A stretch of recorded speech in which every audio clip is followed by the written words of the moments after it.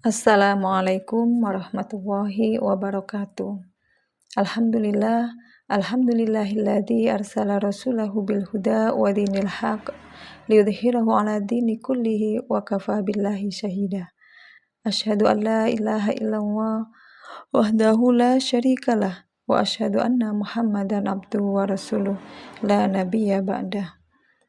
Hadirin yang dirahmati Allah, marilah kita panjatkan puji syukur kehadirat Allah Subhanahu wa taala yang telah memberikan kita kesempatan untuk bertemu kembali dengan bulan suci Ramadan, bulan yang penuh berkah, ampunan dan rahmat, bulan di mana pintu-pintu surga dibuka lebar-lebar dan pintu-pintu neraka ditutup rapat-rapat, bulan di mana setiap amal kebaikan dilipat gandakan pahalanya, bulan di mana hati kita seharusnya dipenuhi dengan mahabbah, yaitu cinta yang mendalam kepada Allah Subhanahu wa taala dan segala yang berkaitan dengannya.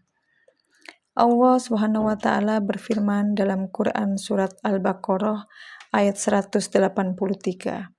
A'udzu billahi minasyaitonir rajim. Bismillahirrahmanirrahim.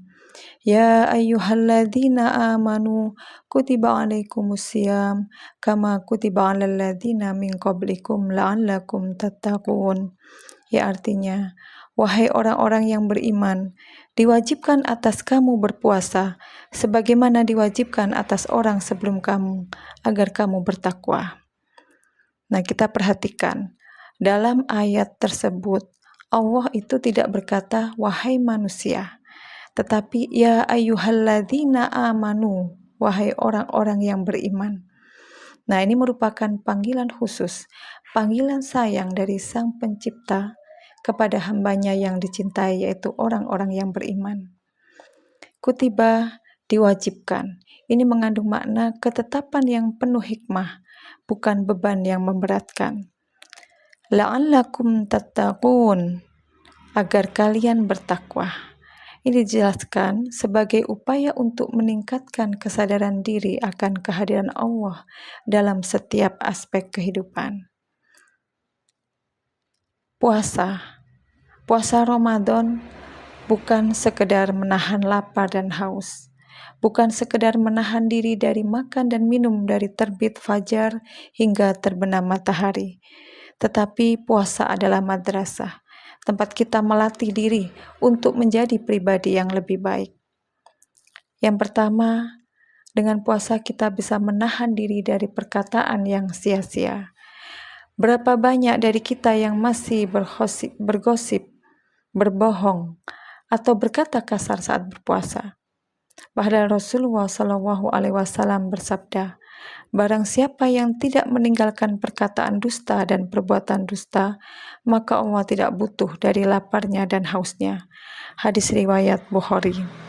Yang kedua, menahan diri dari perbuatan yang maksiat.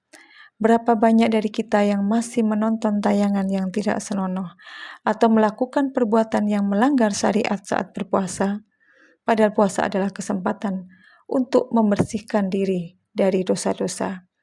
Yang ketiga, meningkatkan kualitas ibadah.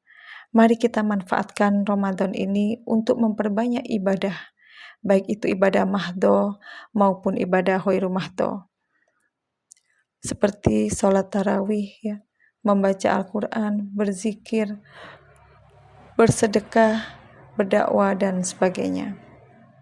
Setiap amal kebaikan yang kita lakukan di bulan Ramadan, pahalanya akan dilipat gandakan oleh Allah Subhanahu wa taala.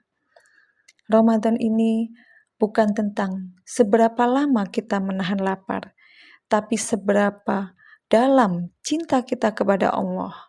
Mahabbah, cinta yang menggerakkan, cinta yang membuat kita rindu pada setiap detik Ramadan.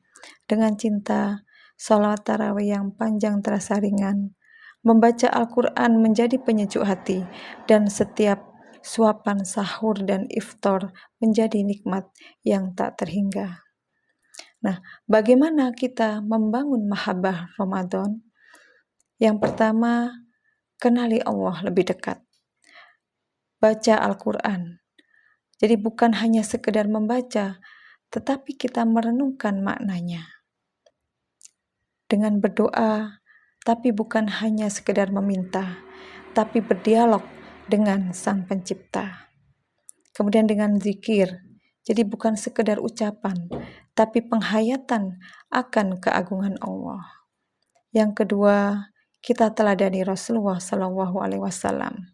Kita ikuti sunnah-sunnah beliau dari bangun tidur hingga tidur kembali. Rasulullah Shallallahu Alaihi Wasallam adalah contoh nyata mahabbah, cinta yang tulus kepada Allah Subhanahu Wa Taala. Yang ketiga, berbagi dengan sama. Ramadan bukan tentang diri sendiri, tetapi tentang kepedulian. Sedekah bukan sekedar hanya memberi, tetapi di sini bisa membersihkan harta dan hati kita. Dengan menjalin silaturahmi ya, bukan sekedar kita bertemu, tetapi juga bisa mempererat ukhuwah. Ramadan ini jadikan momentum untuk berubah, untuk menjadi pribadi yang lebih baik. Kita tinggalkan kebiasaan-kebiasaan buruk, kita perbaiki hubungan dengan sesama, dan kita tingkatkan kualitas ibadah. Hadirin yang dirahmati Allah, marilah kita jadikan Ramadan ini sebagai Ramadan terbaik dalam hidup kita. Ramadan yang penuh mahabbah, Ramadan yang mengantarkan kita pada takwa, dan Ramadan yang membawa kita pada ridha Allah Subhanahu wa Ta'ala. Semoga Allah menerima amal ibadah kita, mengampuni dosa-dosa kita, dan memberikan kita kekuatan untuk menjalani sisa Ramadan dengan penuh keikhlasan, dan bisa mempertemukan kita kembali dengan Ramadan yang di tahun yang akan datang. Kita akhiri dengan doa kafaratul majlis. Subhanakallahumma bihamdika asyhadu an la ilaha illa anta astaghfiruka wa atubu ilaik. Wassalamualaikum warahmatullahi wabarakatuh.